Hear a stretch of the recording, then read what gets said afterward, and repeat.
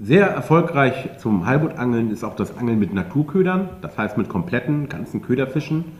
Meist Seelachs, also Köhler. Das ist ein sehr fängiger Köder, den der Heilbutt auch sehr gerne mag. Dafür nehme ich einen stabilen großen Drilling, ein monophiles Vorfach, so in der Länge etwas über 1 Meter erstmal jetzt gebunden. Stärke 0,90 bis 1,2 mm.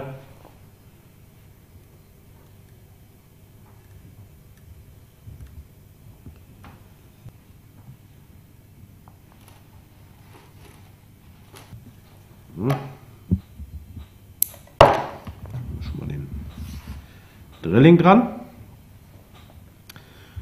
Und da ich ja nicht immer die gleiche Fischgröße habe als Köder und ich nicht jedes Mal ein neues Vorfach tüdeln will, weil ich gerade einen kleineren oder einen größeren Fisch habe, nehme ich den Einzelhaken und binde ihn so ein, dass ich ihn auf dem Vorfach bewegen kann und der Köderfischgröße anpassen. Dafür nehme ich ein Stück monophile Schnur, dann aber dünnere. Das ist jetzt eine 0,45 mm, das reicht vollkommen aus und lässt sich dann auch besser knoten.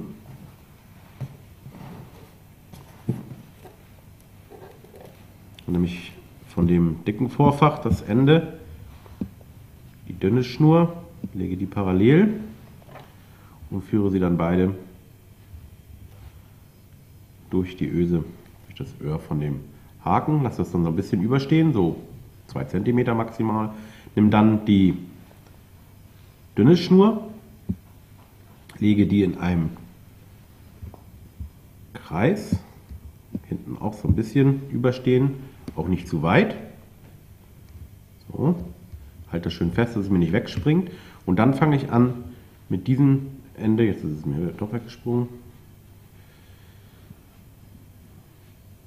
mit diesem Ende von hinten dann vom Öhr Richtung Hakenspitze zu winden, nicht zu fest. 1, 2, 3, 4, 5, 6, 7, 8, 9, 10, 11, 12, 13 Mal. Dann ziehe ich das dünne Ende einmal so durch, noch nicht festziehen. Ich kann das hier ein bisschen kürzen. Auch hier ein bisschen kürzen.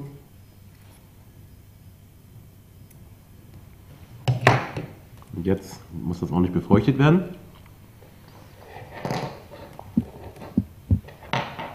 Weil wir den Einzelhaken jetzt darunter ziehen. Dafür wird das dicke Vorfachende gegriffen und ich kann dann den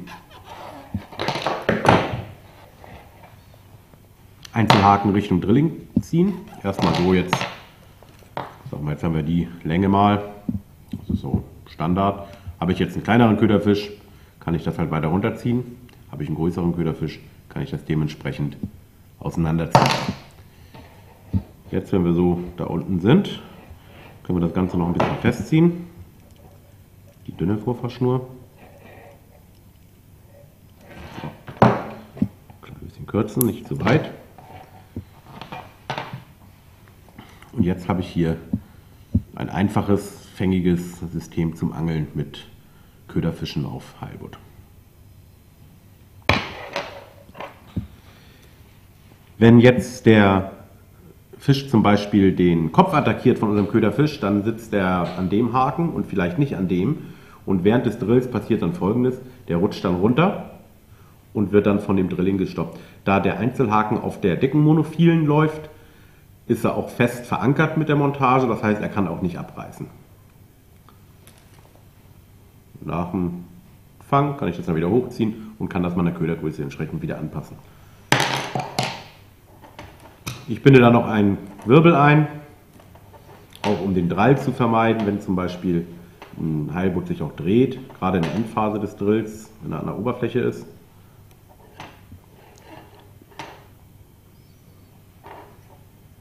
Eingebunden.